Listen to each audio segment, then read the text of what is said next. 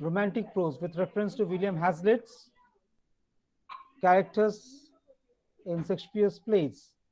So we shall be focusing primarily on the romantic aspects of this essay. So as this work is on the works of Shakespeare, this essay is written on the works of Shakespeare. So first we will focus on romantic criticism of William Shakespeare. This is the first area of our discussion today. The second area of discussion will be on the romantic elements in Hazlitt or William Hazlitt as a romantic essayist. The third area will be on the prose style, William Hazlitt's prose style, whether he is really following Wordsworth's dictum that the language should be simple and there should be no inane phraseology or gaudiness that we find usually in the neoclassical masters. So these are the three areas on which I will focus. William Hazlitt's work is famous for the introduction of the neoclassical, introduction of the romantic elements. So these characters of Shakespeare's plays, this was published as a book in 1817, as a book of criticism of Shakespeare's plays. Written by William Hazlitt, this work was composed as a reaction to the neoclassical approach to Shakespeare's plays, especially the neoclassical criticism as typified by famous neoclassical critics like Alexander Pope, like Addison, and later on by Dr. Samuel Johnson. So this was an essay that can be regarded as the first English language studies of Shakespeare as a whole. So in the entire book, we have only Shakespeare, the works of Shakespeare. So this can be regarded as one holistic book on Shakespeare, while Preface to Shakespeare cannot be regarded as a holistic book because it is a preface followed by the editorial volume of the works of Shakespeare. The editorial notes are there. Such editorial notes are available also in the editions that were published during that period, especially the neoclassical period. But this is a book completely devoted to the study of the works of Shakespeare. Therefore, we can consider this work as a seminal work in the English language studies of Shakespeare's plays. So this simply follows the German romantic tradition that we find in the famous works of the Schlegel brothers, especially the German critic August Wilhelm Schlegel, who laid a solid foundation for the German romantic, as opposed to the neoclassical Shakespearean criticism. Romanticism, influenced by the German romantic critics like August Wilhelm Schlegel, focused on the characters. Therefore, in the title of this work, Characters of Shakespeare Play, the word character becomes very important. While the neoclassical critics, influenced by Aristotle's Poetics, Sidney's Apology for Poetry, and the neoclassical theories, especially of Dryden, essay on dramatic poesy, the neoclassical critics mainly focused on the form and structure, language and diction of Shakespeare's plays, and they tried to compare and contrast the works of Shakespeare with the contemporaries as well as with the classical works. Dr. Samuel Johnson, in Preface to Shakespeare, has of course found Shakespeare as a poet of nature. But this observation of Dr. Johnson must be taken with a pinch of salt, because this is not an appreciation of Shakespeare as per se. Rather, he is talking about Shakespeare's faults and is asking us to ignore the faults of Shakespeare because Shakespeare is a poet of nature. So the naturalness of Shakespeare's dramaturgy has been accepted by Dr. Johnson in spite of the flaws that he has, especially in the structure of the plays. Dr. Johnson, Aristotelian and neoclassical in his conception of the dramatic form, primarily focused on the unities that go missing in the works of Shakespeare. Such unities are not to be found in the works of Shakespeare. Even while commenting on Shakespeare's use of the mingled genre, mingled drama, Dr. Johnson pardons Shakespeare because of his naturalness. In German Romantic criticism, however, we have a focus shift from this analysis of the plays of Shakespeare on the basis of form and structure to a more human reading of the works, or rather a humanistic romantic reading of the works. And this naturally draws our attention to the nature. Nature is synonymous not only to the external but also to the internal mind of man. So the nature of man as well as the external nature, how both these are presented in the works of Shakespeare. Modern critics like Northrop Frye say that in Shakespearean comedy we have the eternal world of romance, the green world of romance, and such green world of romance can be always related to the romantic comedies of Shakespeare.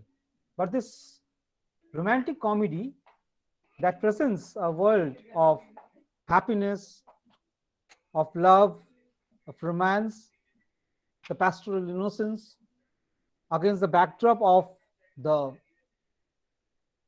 sylvan nature, for example, the Forest of Arden.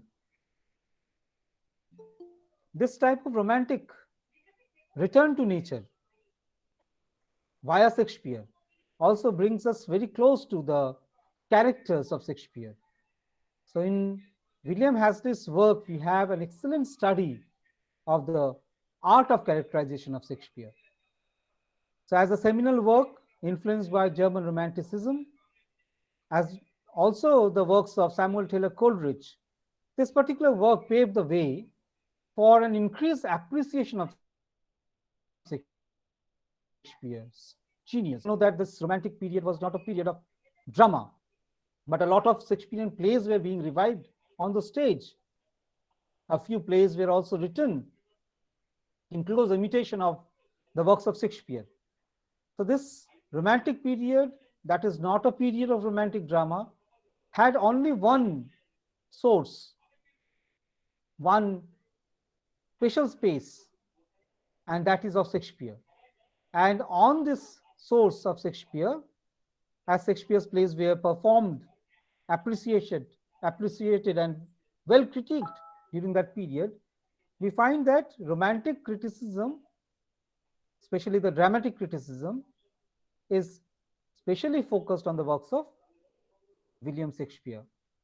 So this work also led to a wide appreciation of Shakespeare's genius, and that became a part and parcel of the 19th century criticism. So this is also the first book to cover all the plays of Shakespeare. So in Johnson's edition of Shakespeare's plays with a preface, we have the edition of Shakespeare's plays, but not a criticism of all the plays, although there are some notes, very interesting notes given by Dr. Johnson with reference to most of the plays. But here we have a book that contains a discussion on all the plays of Shakespeare. All the plays means the plays that were supposed to be written by Shakespeare at that point of time. So this work can be regarded as a first guidebook on the works of Shakespeare. First guidebook. Guidebooks are nowadays very common. So we can see this as the first guidebook of the plays of Shakespeare. As a theatre critic, Hazlitt had always been focusing on drama. Drama not as a theatre, but as a work of literature. See, the focus has shifted from the form and structure, from the performance to the content of the play. And this is a major shift in romantic criticism, that is regarding drama also as a literary form. Other forms like major forms like epic, novel, poetry, these were all regarded as literary forms. And Hazlitt, as a theatre critic, is trying to relate the text as a literary text. So, this is one important shift from the works of the neoclassical critics. So, he has been contributing a lot of essays, criticism to various journals, especially the most famous journal of the day, the Edinburgh Review. So, this was the first book length study on the works of Shakespeare. The plays that are covered are number 35.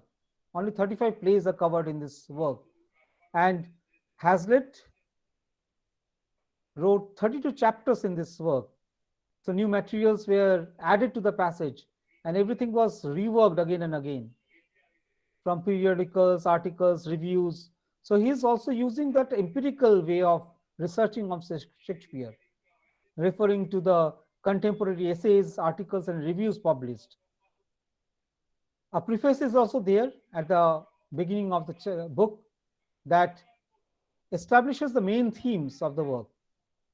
It talks about the uniqueness of Shakespeare's characters and also looks back at the criticism of Shakespeare that were written, especially during the neoclassical period. So chapters are there that are included towards the end of the book. One chapter is very interesting because it talks about the composition history of Shakespeare.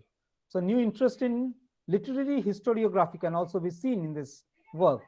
So that essay, that chapter is titled Doubtful Plays of William Shakespeare. There is also, interestingly, an essay not on plays, but on poems and sonnets of Shakespeare.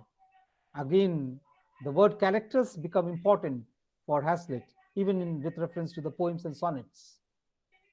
The central attention that is there sought through this work is mainly on the character. So these characters are described, analyzed, critiqued, often with a personal, subjective slant. He also uses several memorial expressions to describe the characters and tries to incorporate psychological insights. Usually, psychological insights in the study of literary characters was not a part of literary criticism before the Romantic critics came. So, the psychological insight in the analysis of character also became a part of this work.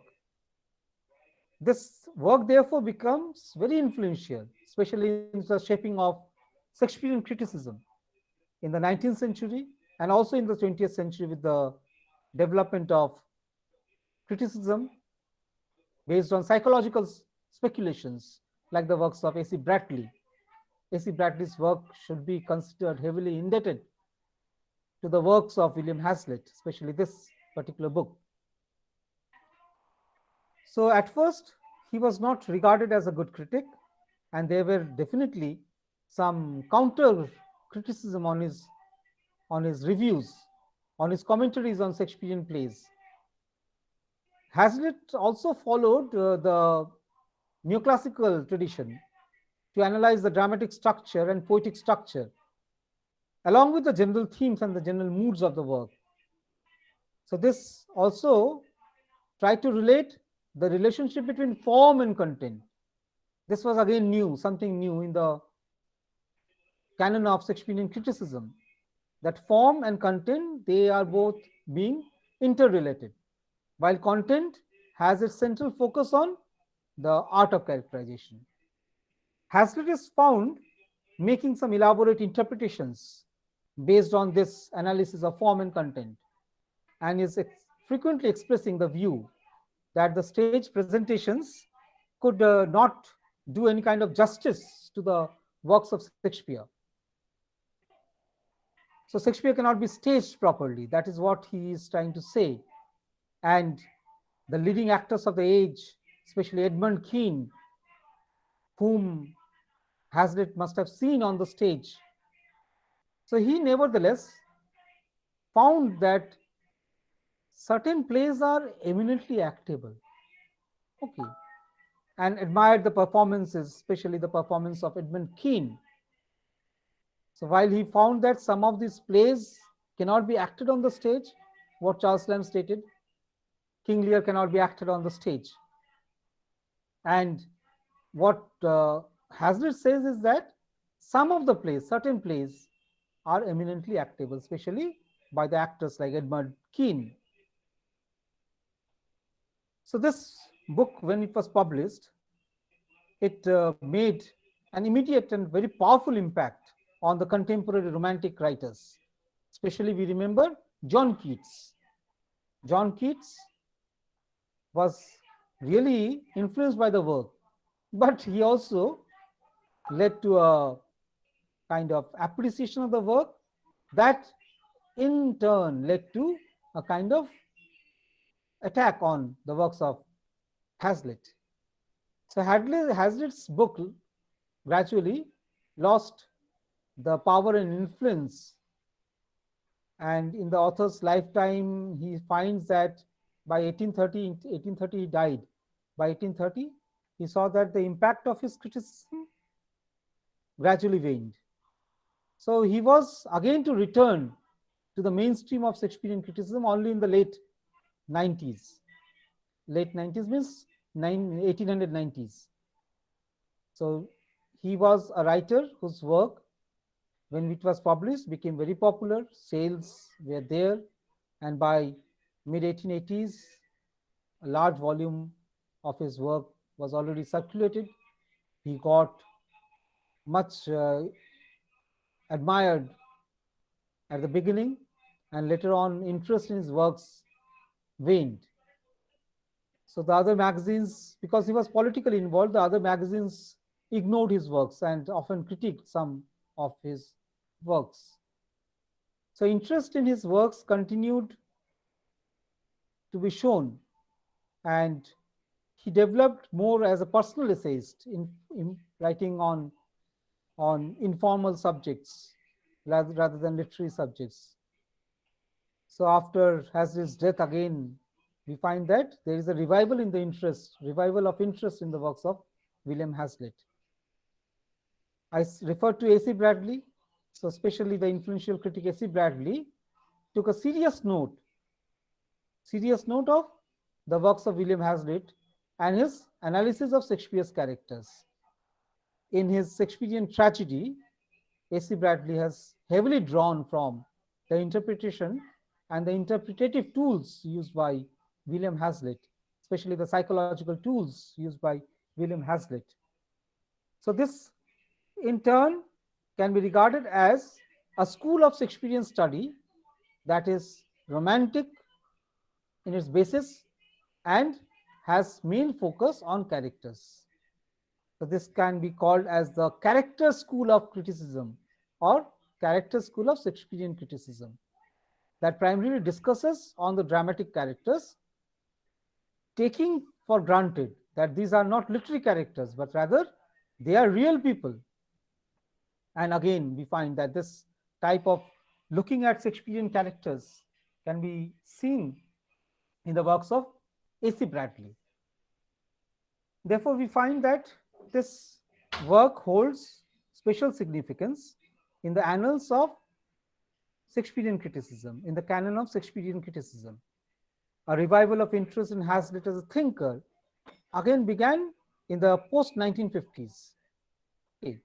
His thoughts on Shakespearean plays that was partly condemned by the formalist critics, especially the imagery school of criticism, did not consider the analysis of characters worth examining.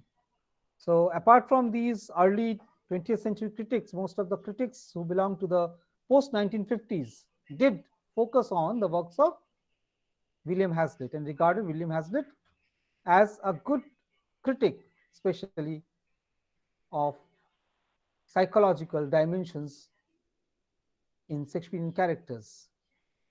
In this discussion, we find special emphasis given on the characters who have got some kind of psychological complexity. Characters like Shylock, Falstaff, Imogen, Caliban, character like Hamlet, Iago. So all these characters are interpreted with a new insight in this work. His ideas about the nature of drama and poetry in general, as expressed in the first very important essay on Coriolanus, gradually renewed appreciation and developed or helped in the development of the Shakespearean criticism in the later age.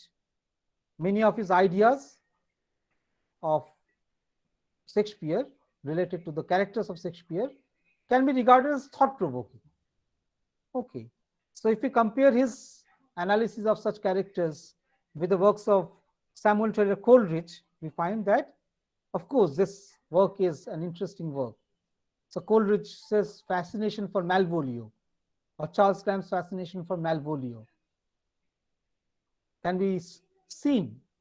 And Coleridge himself said that Shakespeare did not do justice to the character of Malvolio, and Malvolio is a sad character in this play, Twelfth Night. So we can set these two forms of criticism, say Coleridge's and the works of William Hazlitt, side by side in order to see the areas of similarity. Characters of Shakespeare's play, therefore, is now in modern Shakespearean criticism is viewed as a major study of Shakespeare's play. And we can place Hazlitt along with great romantic critics of Shakespeare like Schlegel brothers, especially A.W. Schlegel, S.T. Coleridge, Samuel Taylor Coleridge, and even Charles Lamb. So these can be regarded as the four major romantic critics. And the entire canon of Shakespearean criticism by the Romantics based on these works. So in this text, we have discussions on plays like Cymbeline, Coriolanus. Characters are all analyzed in this text. The plays are classified into three types.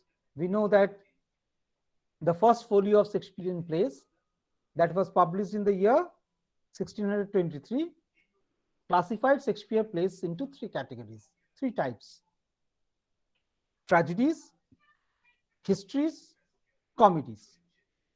In a similar manner, we find that in this particular book, we have the classification of plays in a similar manner.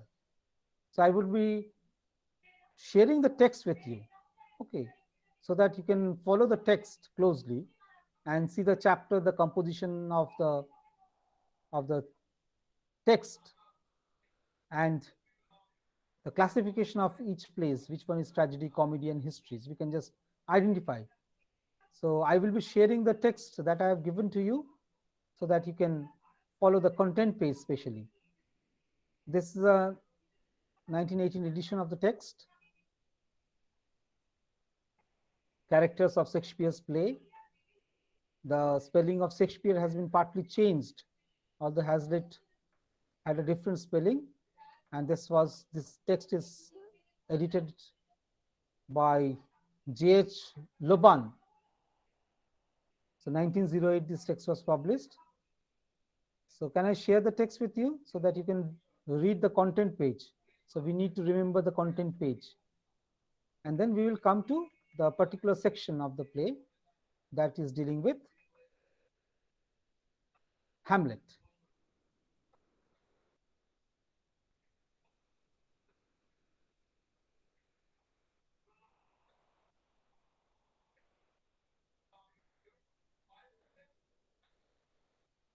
Yes, can you see the text on the screen? Yes, sir. Yeah. So there is an introduction. Introduction is given by the critic. Then we have this chapterization preface, a 10-page preface detailing on the romantic canon of criticism, referring back to the neoclassical critics. Then there is discussion on different characters: Cymbeline, Macbeth, Julius Caesar, Othello, Timon, Coriolanus, Troilus and Cressida, Antony and Cleopatra, Hamlet. So the Tempest, the text is mentioned here, the Tempest, Midsummer Night's Dream, Romeo and Juliet, Lear, history plays start. Okay. So Richard II, Henry IV, Henry V, Henry VI, Richard III, Henry VIII, King John. So the plays that are classified as comedy. Interesting, A Midsummer Night's Dream was placed along with tragedy in this text. I do not know the reason, because in the first folio, Midsummer Night's Dream is of course placed among the comedies of Shakespeare. So here we have Twelfth Night, Two Gentlemen of Verona, Merchant of Venice, Winter's Tale, All's Well That Ends Well, Love's Labour's Lost, Much Ado About Nothing, As You Like It, The Taming of the Shrew, Measure for Measure, The Merry Wives of Windsor, The Comedy of Errors. Then there is this chapter I said, Doubtful Plays of Shakespeare. Okay, this work deals with 35 plays of Shakespeare. Now in Shakespearean canon, we have almost 38 plays of Shakespeare. So 3-4 plays are doubtful plays of Shakespeare. This is also called Shakespearean Apocrypha. Okay, Shakespearean Apocrypha. That means things that are talked about Shakespearean plays, composition, authorship, publication history, authentic identification of the author. All these are doubted. And an entire school of criticism is based on this Shakespearean Apocrypha. And Hazlitt was the first to introduce this in this particular section, Doubtful Plays of Shakespeare. Then there is a section on the poems and sonnets, notes. So in the introductory section, the critic has talked about William Hazlitt as the finest and the wisest spirit breathing, one of the keenest and the brightest critic that ever lived. So Charles Lamb's Thackeray's famous tributes to the genius of William Hazlitt, a critic whom every critic delights to honor. So this is a comment on William Hazlitt. William Hazlitt has been regarded as one of the finest and the wisest spirits breathing. So if we look to his work, the contemporary criticism of William Hazlitt, when the work was published for the first time, was favorable. I just talk about the background of the publication of the work.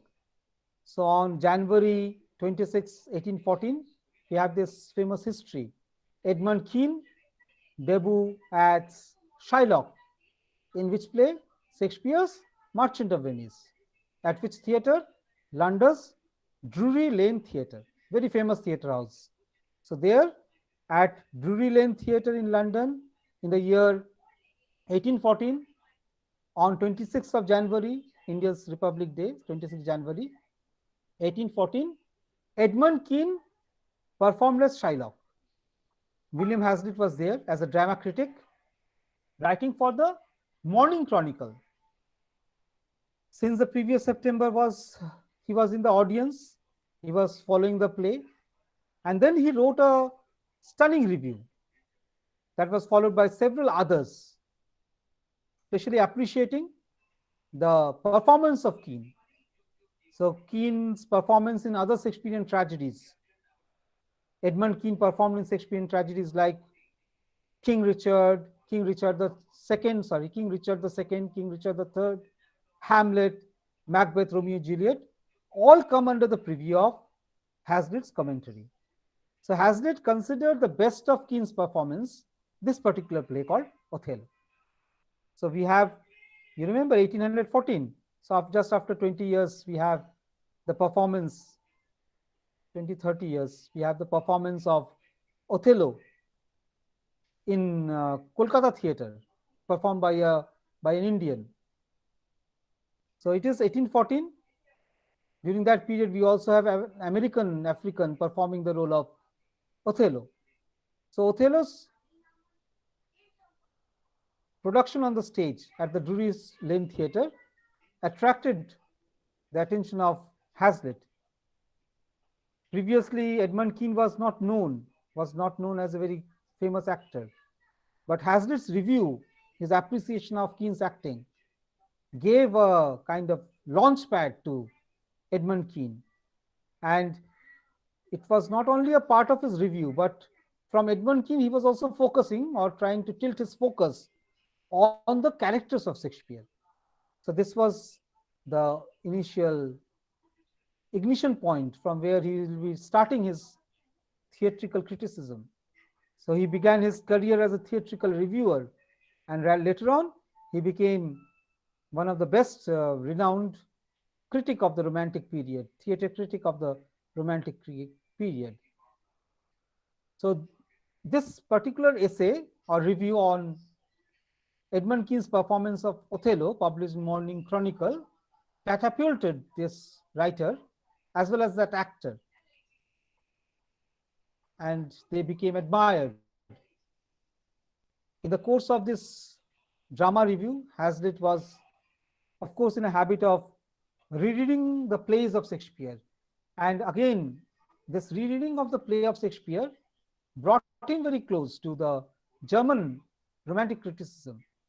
And he found that the early criticism of Shakespearean plays mainly focused on the formal elements.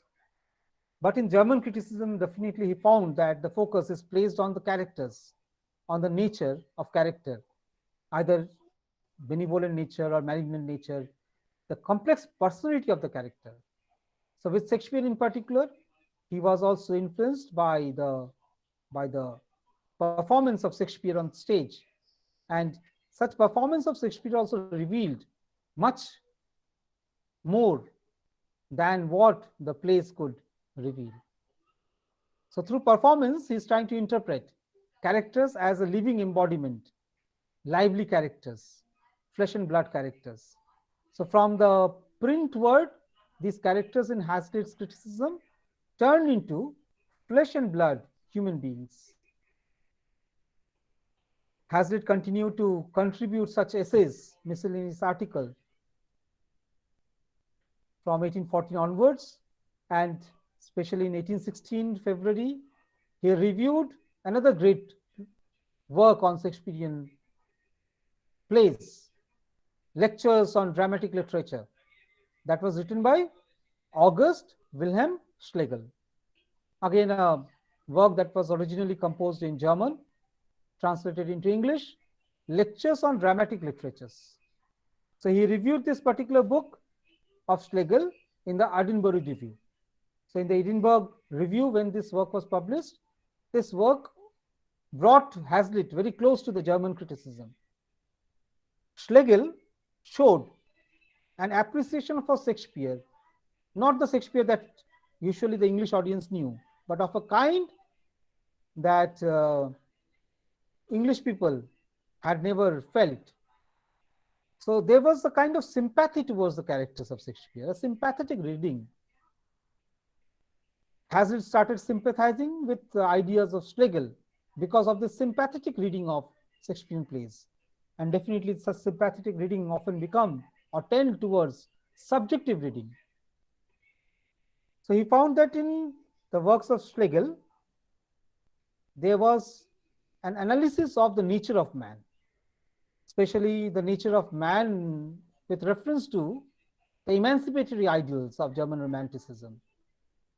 So this book was seen by Hazlitt as a liberal analysis of the works of Shakespeare, focusing on the characters and the various qualities that are attributed to the character, the twists and turns of life, and how the character is trying to survive in such circumstances that develop out of the plot.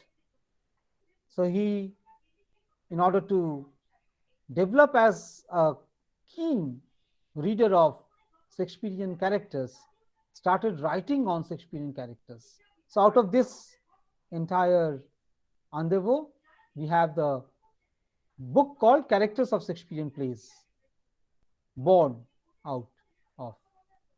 So we have considerable material in hand, and so many reviews were published, and all these reviews were taken into account in this work. So in this book, we have an essay on A Midsummer Night's Dream. So this essay was previously published in the Round Table series of the Examiner. The Examiner, again a periodical, contain a section called the Round Table. So in that Round Table series in the Examiner, an essay was published on A Midsummer Night's Dream. And that particular essay, published in 1815, was included in this work. So in the drama review that was published in Examiner on January 21st, 1816, we have a reference to the works of Shakespeare. So there are such materials and other essays. Most of the essays written on Shakespeare, like Shakespeare's female characters, Examiner published this particular essay. All these found place in the chapters.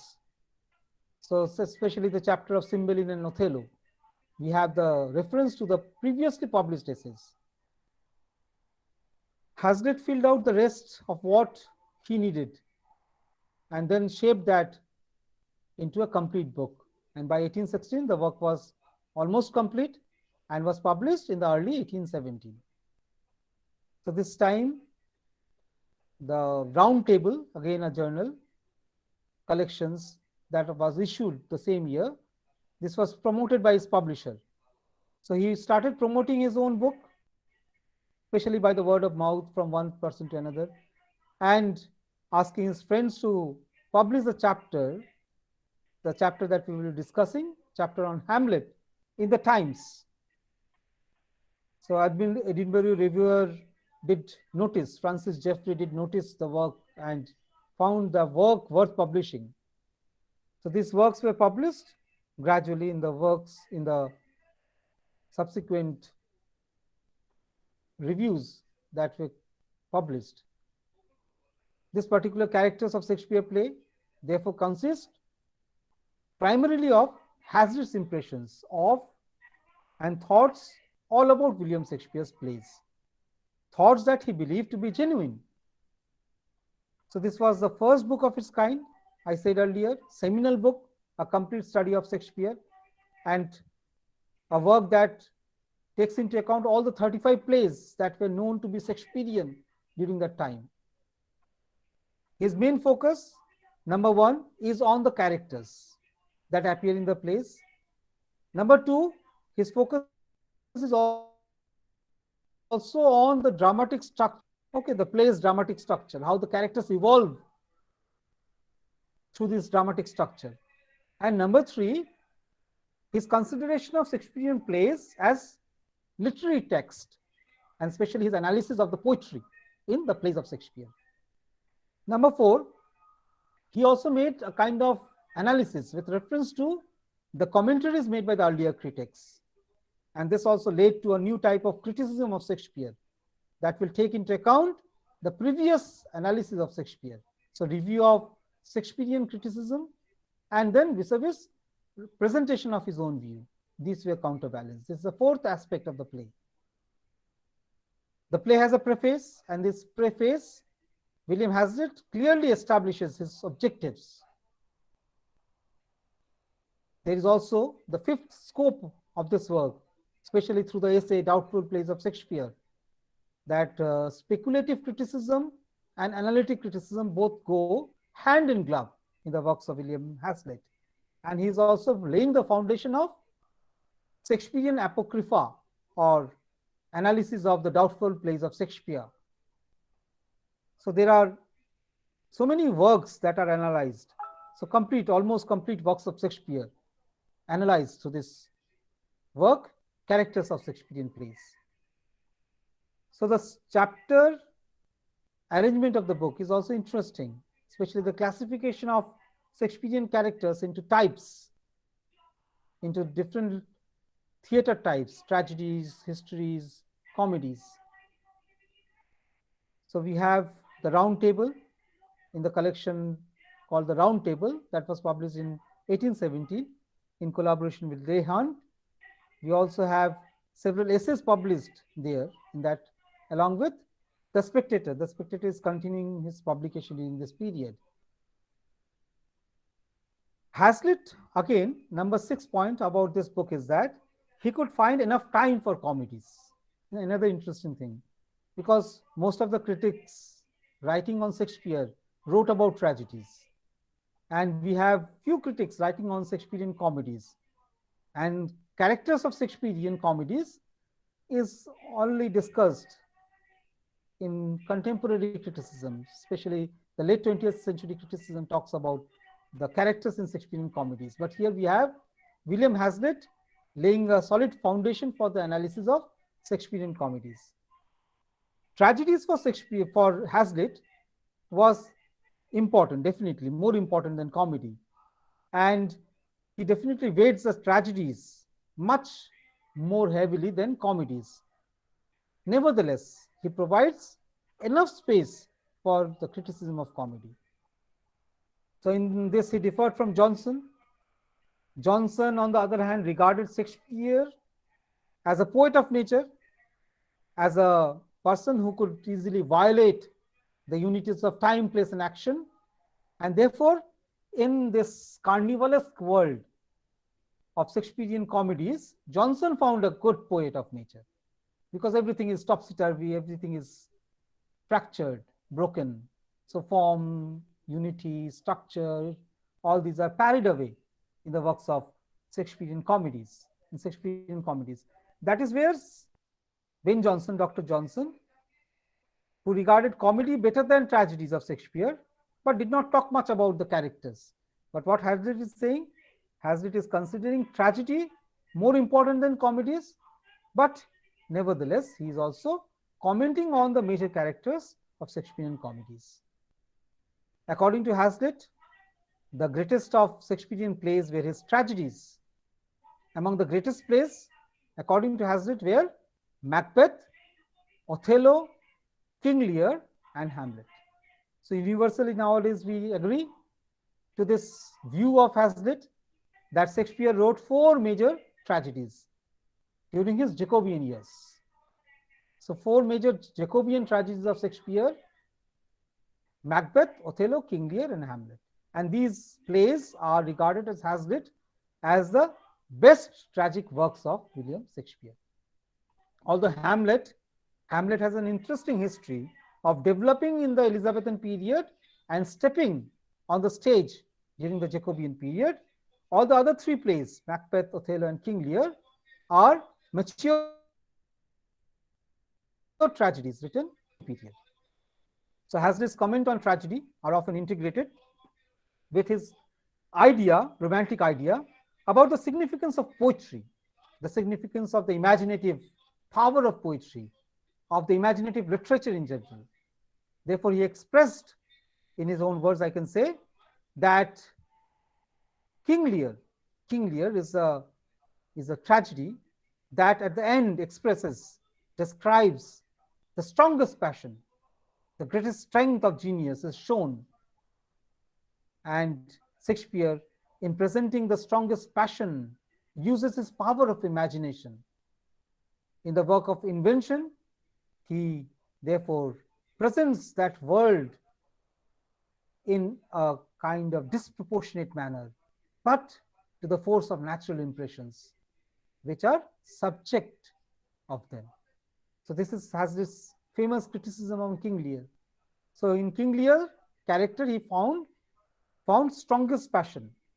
Greatest strength of Shakespearean genius is exhibited through this character of Lear. Lear presented in his strongest passion with a power of imagination, power of invention, and therefore disproportionate energy is entrusted in the making of this work.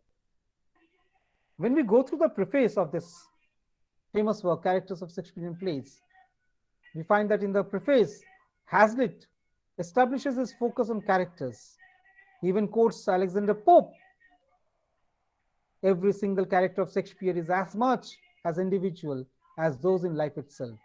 So Alexander Pope's comment, every character in Shakespeare is as much as an individual as those in life itself. He uses this. So this is neoclassical criticism of Shakespeare. But the difference is that while Pope is simply making an observation without analyzing in depth the psychological aspect of this character, how the character is turned into individual, Hazlitt is making that. So after making a review of various critics of Shakespeare, Hazlitt finally focuses on 2 of the most important critics of Shakespeare. So one is, say, Dr. Johnson, the other is Alexander Pope. Hazlitt therefore found in Shakespearean criticism of Johnson the foundation for the neoclassical criticism. And while accepting Johnson's views on the structure of the play, he also says that Johnson missed the essence of much of his poetry. The essence of Shakespearean poetry is not there in the works of Dr. Johnson. And Hazlitt says that there is a reduction of everything to the common standard of conventional propriety. Neoclassical critics are like that because they try to apply all the classical rules to the study of contemporary works. So this was condemned by William Hazlitt. Hazlitt also refers to Johnson's belief that the characters of Shakespeare represents a type or species. Hazlitt, on the other hand, objected to this neoclassical analysis of Shakespearean characters as typical. He said that he's much closer to Alexander Pope in this respect. He says that no, these are not typecast characters, rather the characters are individual. There is an individuality in Shakespearean characters, and there is definitely in-depth analysis of the characters. Each and every character is done. We know that in contemporary criticism of Shakespeare, we have T.S. Eliot saying that Hamlet, the greatest work of Shakespeare, is an artistic failure because there is no kind of objective correlative.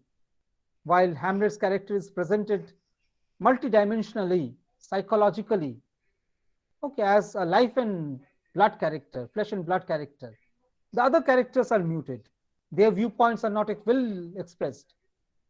Therefore, the dramatic structure of Hamlet does not permit the evolution of all the characters as individuals. This was Eliot's view on Shakespeare's Hamlet. Although Eliot, in this later life, revised his views on artistic failure of Shakespeare, he revised his view and said that no, for such a great work, the Mona Lisa of literature, Hamlet, such criticism is not applicable. So, but before T.S. Eliot, we have this William Hazlitt emphasizing on the individuality of Shakespeare's character, like Sir Alexander Pope. And he is also making a comprehensive discussion on these characters. So he was more German in spirit. Okay, like August Wilhelm Schlegel, his lectures are influenced. William Hazlitt's essays are influenced by the works of Schlegel. So in this preface also he refers to that. So he includes long extracts from Schlegel's on Shakespeare, but he also differs from Schlegel's work, principally with respect to what he calls mysticism. In Schlegel's appreciation of Shakespeare, often the word mysticism has been used with reference to character. So that type of interpretation, German Romanticism talks about mysticism and transcendentalism. So that particular mysticism and transcendentalism go missing in Hazlitt analysis. So he, of course, shares some aspects of Schlegel's criticism, especially his enthusiasm for Shakespeare. This enthusiasm was not there in Dr. Johnson. So this enthusiasm is somewhat overstrained, and definitely this can be pardonable because Hazlitt, as we know, was a romantic critic and will be spontaneous in his approach to literary criticism. Say, for example, his comment on Twelfth Night. So he considered tragedies more important than the comedies of Shakespeare. But while commenting on Twelfth Night, Shakespeare's work was appreciated, and he regarded this Twelfth Night as coming very close to Shakespearean tragedy. So he regarded this work as a masterpiece of comedy because it remains in the borderland of tragedy. Interesting comment. He also found sheer delight in A Midsummer Night's Dream, especially relishing in the playful inventive poetry of A Midsummer Night's Dream. So in this, he will be quoting at length several favorite passages of A Midsummer Night's Dream. So his analysis of comedy, we do not find any kind of discrimination, and the fairy-like characters are even analyzed in his work. So his works that can be related to the contemporary stage, he found that all the works are beautiful exhibition of characters and brilliant use of poetry. His comment that poetry and the stage do not agree well together. So these are two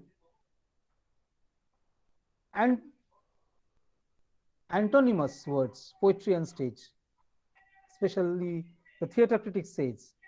Although this was revised by Anthony Arthur, who said that poetry is theatre, theatre, poetry. We cannot separate these. So poetry and stage do not agree well together. The ideal have no place upon the stage, as Plato also stated that the stage is thrice removed from reality. So with a picture and a perspective, so everything is not left to the imagination, especially in case of drama. Drama is shown to the audience.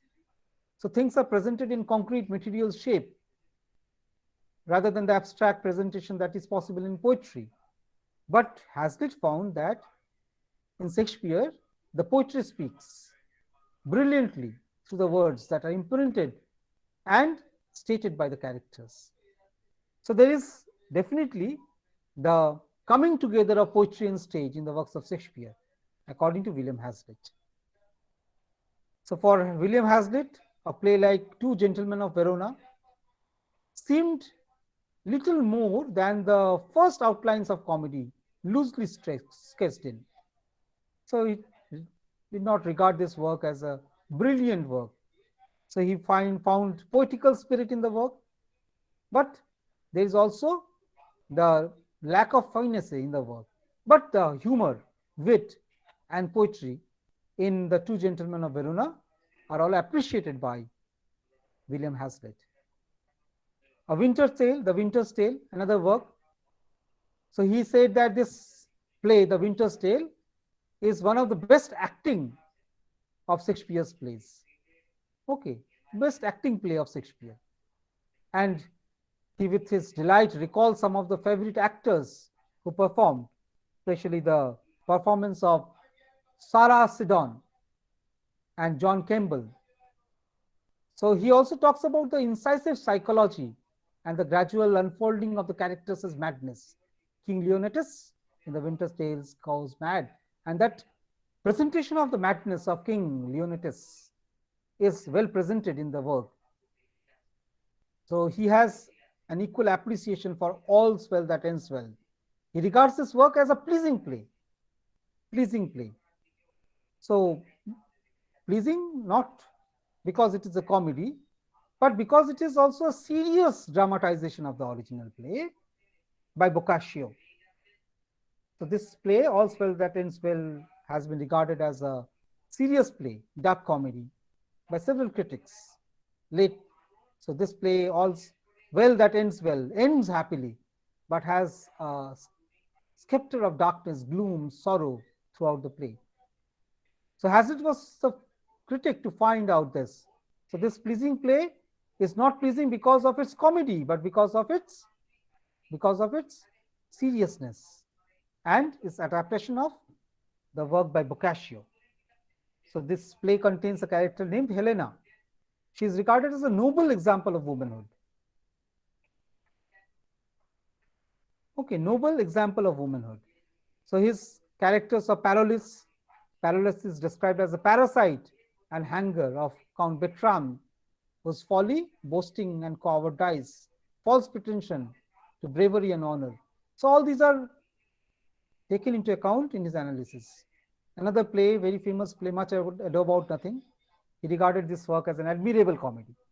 So these phrases have become very popular in Shakespearean canon. So Much Ado About Nothing was regarded as an admirable comedy because it has a careful balancing of the serious with the comic. So this reflects the middle point of his comedy, and the ludicrous blends with the tender the follies that are there turn out against their own selves, and there is sentimentalism in the work.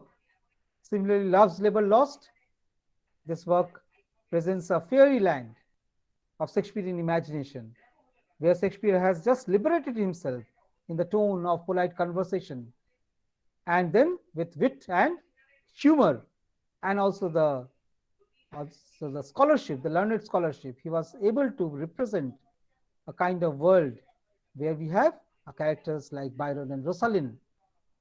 Taming of the Shrew, we know, is a popular early comedy of Shakespeare. Hazlitt regards this almost the only one of Shakespeare's comedy that has a regular plot. So structurally, he says that this okay, Taming of the Shrew is a good play as far as structure is concerned. And what about the character? He regards these characters more plotine. Okay, based on the Roman art of characterization, like the work Comedy of Errors. You know, Comedy of Errors is a work based on Plautus's Roman comedy named Menachini, or the twin brother Menachamus. So the Comedy of Error. According to Hazlitt, Comedy of Errors has a few passages which bear the decided stamp of Shakespearean genius. So Comedy of Errors contains, even in his adaptation of Plautus, contains some passages which are the marks of Shakespearean genius. And he characterizes the play as a play that is based on the work of Menachimi of Plautus. Very important, interesting reference. So we have this early criticism of Shakespearean play, the source study of Shakespearean play. Even during the Jacobean period, such critics pointed out the sources. But the study of the source and appreciation of the source vis-a-vis the product that is there in front is Hazlitt's contribution to Shakespearean criticism. So influence study, that gradually emerged as one of the best known critical studies, especially with reference to Shakespeare and Christopher Marlowe, was founded by William Hazlitt. So what is influence study? It is a study of source and influence on a particular work and analysis of how the work develops with reference to that source. So around this criticism, we have later on in the 20th century, anxiety of influence, a school of criticism mainly led by a critic named Harold Bloom, who said that every new writing is a misreading of the earlier work. Say, when Milton is writing his work Lycidas, he is reading and rewriting earlier works of Spenser and Sidney. And while writing a Fairy Queen in the Lycidas, he wrongly writes it. Similarly, when William Wordsworth is writing his Immortality Ode on intimations of recollections from childhood, what is he doing? He is rewriting Milton's Lycidas. And there is always a struggle between the father poet and the son poet, or the daughter poet and the mother poet, or the father poet. There is always a tussle between the offspring and the parent, especially with reference to literature. And every new writer works under the anxiety of influence, anxiety of being influenced by the parent, the work of the parent. So he is using Freudian theories of psychology with reference to the analysis of the work. So Hazlitt was first to point out the similarity, not the first rather. He was a person who analyzed through a comparative study of influence the work of Plautus's, the work called Menachimi, and Shakespeare's Comedy of Errors. He, however, found that Shakespeare comedy is not an improvement on Plautus. Interesting. So he found that Plautus is much better than Shakespeare, and Shakespeare's work is not an improvement on Plautus's Menachimi. So something original is there. He also identified that. So the doubtful plays of Shakespeare at the end of this book talks about so many areas of Shakespearean scholarship that were disputed, Shakespeare's authorship that was disputed. And some of these observations are accepted, some are rejected. So Titus Andronicus or the Pericles, the Prince of Tyre. These are the two disputed plays. Nowadays, critics do agree that these are Shakespearean, especially based on the linguistic analysis of the play. We have come to the conclusion, yes, these works are written by Shakespeare. So about Titus Andronicus, Hazlitt says that, like Schlegel said that this contains some marks of Shakespeare. But Pericles is more like an imitation of Shakespeare rather than Shakespeare. So some kind of imitation of Shakespeare was also taking place during that time, according to Hazlitt. So we have this type of analysis of the works of William Hazlitt. So when we come back to the text, so the appreciation of Shakespeare as one of the, Hazlitt as one of the finest, wisest spirits breathing in the introduction is quite justified. So now we go on to the text and we will try to read the text as far as possible today and then go for analysis. So in this, we have the analysis of Hamlet.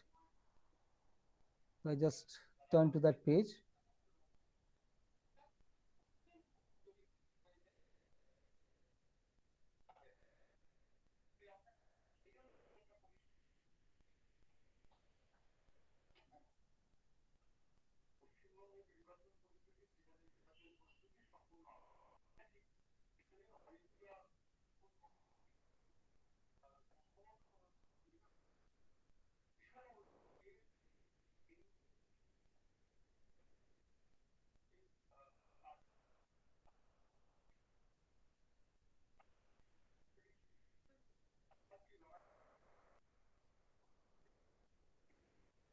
We have this essay on Hamlet. Can you see the essay on Hamlet? Yes, sir.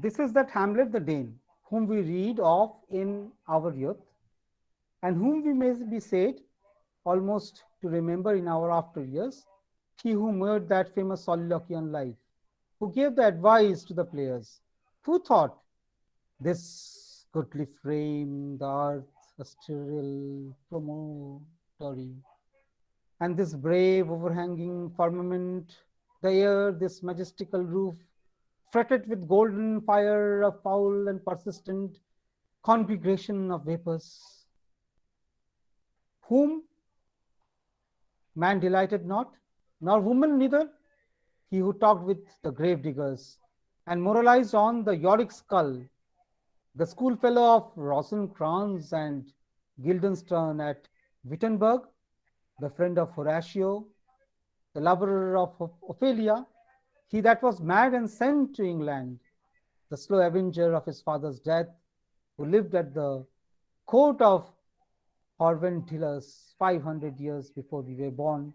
But all those brought we seem to know as well as we do our own, because we have read them in Shakespeare. So where did the sentence start? Where did the sentence end? Yes, anyone? Stylists, linguists? Where did the sentence start? Where did the sentence end?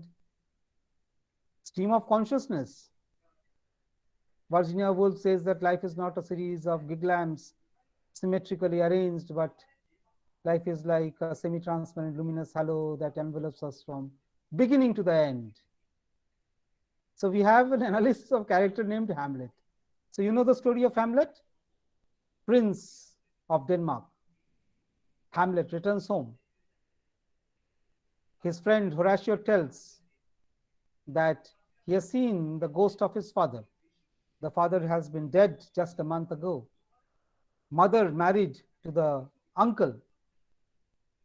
So Gertrude is married to King Claudius. And this friend Horatio tells Hamlet that senior Hamlet has been visiting as a ghost. So Hamlet and Horatio wait for this ghost. Father, father, wait and tell me. So a father ghost comes and tells him about the murder most foul that has happened. He's talking about his own death.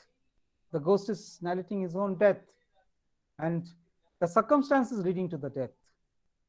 So Hamlet, who has been orphaned, finds his mother married to his uncle, King Claudius, his throne snatched away by the new king. And in this world ripe unto rottenness, a world steeped in corruption, sickness, and disease, we have this man Hamlet being prompted to revenge by his dead father, the ghost of Hamlet. Hamlet was a student, a scholar like you all, a learned man who has been tutored by the Renaissance values, although this is a historical text based on the history, 11th century history. But the Hamlet that we find in Shakespeare's play is a Hamlet who belongs to the Renaissance world. This world has taught Hamlet his love, humanism, and that is displayed through his words. So this Hamlet will be talking about the piece of work is man. What a piece of work is man. How noble in reason. So this faculty of man is appreciated, the dignity of man that we find in Pico della Mirandola's oration on the dignity of man. The words are spoken by Hamlet.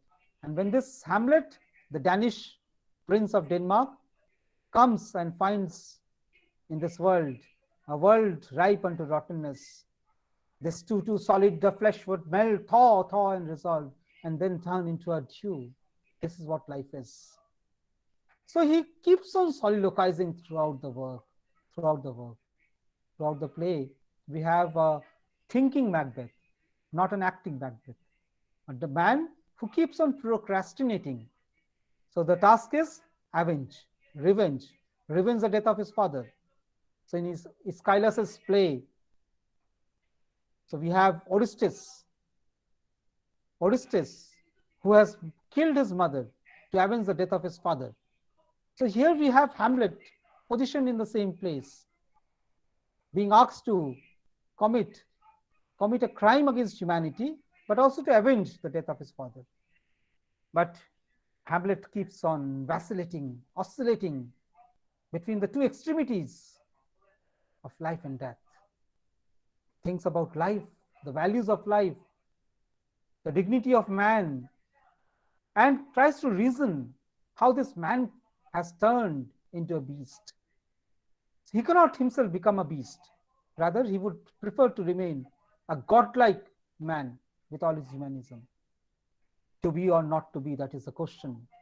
He keeps asking, to be or not to be, that is the question, whether it is noble in mind to suffer the slings and arrows of outrageous fortune, or to take up arms against the sea of trouble and by opposing. And then, what will Hamlet do? Will he oppose this? So he finds that this goodly frame, the earth, what is this? It's a sterile, promontory. So this is an overhanging sky, firmament, the air, the majestical roof, everything that is fretted with golden fire. So this is a hell, a foul and pestilent congregation of vapors. So this is the environment in which Hamlet finds himself. A world ripe unto rottenness, a world that is almost infernal. Okay, it is the hell. And this, in this frozen circle of hell, we have the presence of Hamlet, the philosophical prince of Denmark. And when we have this philosophical prince of Denmark speculating on life, what do we get? We get a picture of a man who has abandoned himself to the dictates of fortune, whether to take up arms against a sea of trouble by opposing in them, or to just suffer the slings and arrows of outrageous fortune, to die, to sleep no more, and by a sleep to save the end. Thus conscience doth make cowards of us all, and the native view of resolution is sickled over by pale cast of thought. When we think of this man, what does he find? That this paragon of animal has also turned to a beast. So whatever I was saying about Hamlet is of course based on Hazlitt's first introduction of Hamlet as a flesh and blood character. So he is the man delighted by man, but much offended by man. A man who oscillates between extreme hatred for man, extreme love for man, extreme hatred for woman, extreme love for woman. So we have in the play Ophelia, the beloved of Hamlet. And what does Ophelia receive in the play? Admonition. She receives the curse of Hamlet. And as the play progresses, we find that she is abandoned because the curse, because the sin is there, he finds in his own mother, Gertrude. Frailty, thy name is woman. So he must ask this woman to abandon herself to nunnery. Go to thy nunnery. So this is what he talks about Ophelia. Ophelia is much offended by this kind of representation. And we have in the play a wonderful picture of an agonized mind, a tormented mind, a soul that keeps on vacillating between the extremities of love for humanity and hatred for humanity. So the player kings come to Hamlet's life, and he says that insert these 18 lines in the text and perform the dumb show, because the play is the thing that will catch the conscience of the king. And through this, I will psychologically test the validity, whether the crime has been committed by this king or not. The king, player's king, takes those 18 lines, and then the murder of Gonzago is performed in full view of the audience. Hamlet wants to transform his public distrust for the king. He wants to turn his private sense of revenge into a public act of revenge. He wants to convert this through a kind of public testimonial of the crime that has been committed by King Claudius. King Claudius is, of course, offended by the sight of this murder of Gonzago on the stage, where a sleeping king is poisoned, poured in his ear, and killed. And this man, King Claudius, is disturbed by the sight. The person who is committing a crime against a king is also assisted by the wife. So this disturbance is a mark, because Hamlet had already thought that the play is a thing that will catch the conscience of the king. And once that is caught, he will always think about revenge. The private revenge will be converted into a public one. So he takes his arms, takes up his sword, follows King Claudius. But when he reaches the chamber, King Claudius is praying to God. Standing at the back of King Claudius, Hamlet soliloquizes, asides that he cannot kill this man because this man is praying to God. If he kills this man at this moment, this man might reach heaven. He moves into the chamber of Gertrude, where Gertrude is also lamenting the loss not only of her husband, but also the loss of her son. Hamlet forces his mother to confess the crime. Hamlet's father has asked Hamlet to be courteous, so has asked Hamlet to always remain considerate towards the mother. Never harm thy mother, the ghost has said. So Hamlet cannot do this.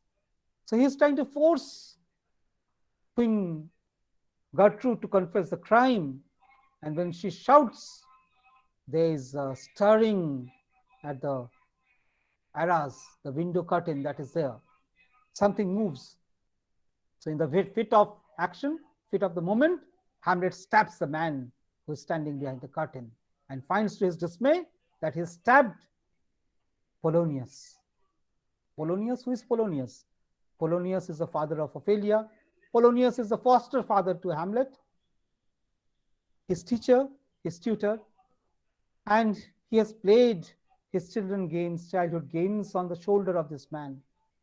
This man whom he admired most and was perhaps the only companion among the seniors to support Hamlet in this moment of dire distress. So while procrastinating the act of revenge, what Hamlet does is to commit a murder and becomes an object of revenge himself. So here the avenger, the revenger, becomes an object of revenge. And then we have the return of the son, Leonidas, Polonius' son, Ophelia's brother. Leonidas returns. Claudius uses Leonidas to kill Hamlet. And towards the end of the play, what we find is that all the characters are dead. Even Hamlet is dead. So this character is analyzed just within a paragraph in this essay by William Hazlitt. And how wonderfully he has done it. He has talked about the goodly frame, the condition of the earth, the Denmark political situation, the environment that is foul and pestilent. With reference to Shakespearean words, he has made an analysis of the characters. About the mind of this man, man delight not and woman neither. So he talks about this frailty, thy name is woman, and plans to send Ophelia to him. So he talked with the grave diggers. Hamlet is a person who's talking with the grave diggers. So taking the skull in his hand, he pokes his finger into the holes of the eyes and says that, yes, perhaps this man is known to me. This is perhaps the skull of Polybus, whom he has killed. Ophelia's father. Ophelia also dies in grief by drowning. Perhaps she commits suicide. And then there is the schoolfellow Rosencrantz and Guildenstern, two friends who are asked to accompany Hamlet to England with this famous decree. As soon as you get the order, please King Hamlet. When they are moving towards England, what happens? The ship is attacked by pirates, and Hamlet finds this sealed letter sent by Claudius to King of England, where it is written, kill Hamlet. And what he does? Replaces his name with the name of Rosencrantz and Guildenstern and escapes from that ship. When the ship finally reaches England, Rosencrantz and Guildenstern hand over the letter to the King of England. What is written in the letter is kill Rosencrantz and Guildenstern. So he's also responsible for the death of Rosencrantz and Guildenstern, his own friends, schoolfellows, innocent victims of this war. So we have this type of introduction to the essay. Hamlet is a name. Hamlet is a name. So in Romeo and Juliet, we find Romeo speculating on this word name. What is the name? If you call a rose with any other name, that rose will sweet as it is. When Juliet is asking, chuck thy name, chuck thy name. So Capulet family and Montagu family, they are fighting against each other. So she's asking him to reject the name. But here we find, again, Hamlet is a name. What type of name? His speeches and sayings, but the idle coinage of the poet's brain. Interesting comment on Hamlet. So this is an idle coinage of poet's brain. What then? Are they not real? They are as real as our own thoughts. The reality is in the reader's mind. It is we who are Hamlet. It is we who are Hamlet. Don't you find this as a romantic criticism, romantic approach to the study of Shakespearean characters? Identification plays an important role. Subjective, egotistic identification plays an important role in the analysis of Shakespearean characters. Therefore, Shakespeare is seen through the prism, through the specks of romanticism. It is we who are Hamlet. This play has a prophetic truth, which is above that of history. Who said this? Poets are better than historians. You have read this text. Yeah, historians write history, philosophers write philosophy, but poet has more insight, not only into what has been concluded, not only a insightful analysis of history, but also the prophetic power to say what is to come. William Wordsworth in Preface to Lyrical Ballads. Therefore, poetry is far more superior than history, far more superior than philosophy. So philosophy interprets, but poetry prophesizes what is to come. So here the play has a prophetic truth. Hamlet has a prophetic truth, and which is above history. Whoever has become thoughtful and melancholy through his own mishaps as those of others. Whosoever, whoever has borne out about with him the clouded brow of reflection and thought himself too much in the sun. Whoever has seen the golden lamp of day dimmed by envious mist rising in his own breast, and could find in a world before him only a dull blank with nothing left remarkable in it. Whoever has known the pangs of despised love, all quotations from Hamlet, the pangs of despised love, the insolence of office, or the spurns which patient merit of the unworthy takes. He who has felt his mind sink within him, and sadness cling to his heart like a malady, who has had his hopes blighted and his youth staggered by the apparitions of strange things, who cannot be well at ease, while he sees evil hovering near him like a scepter, whose powers of action have been eaten up by thought, he to whom the universe seems infinite and himself nothing, whose bitterness of soul makes him careless of consequences, and who goes to a play at his best resource to show off, to second remove the evils of a life by a mock representation of them. This is the true Hamlet. So this is more than Shakespeare has written, or less than Shakespeare has written. So this is interesting. As far as Shakespearean criticism is concerned, we find that Romantic critics wrote a lot about Shakespearean characters, and perhaps wrote something more about Shakespeare characters by reading the blank space in between. They found in Shakespearean characters imaginative recreations, full of poetry, and whose characters are complex psychologically, and through the linguistic organization, the structure of their utterances, we find a kind of character in a state of perpetual dilemma. So Hamlet is prophetic. To be or not to be is a perpetual state in which Hamlet lives. So these two paragraphs illustrate this work as a brilliant work of romantic criticism. And as a brilliant work of romantic criticism, it also talks about the prose style. It reveals different aspects of the prose style of Shakespeare as well as. So these two texts, Hamlet and Hazlitt's essay, must be read together in order to appreciate the text. So with this, I must come to a conclusion. If you have any questions, you can ask.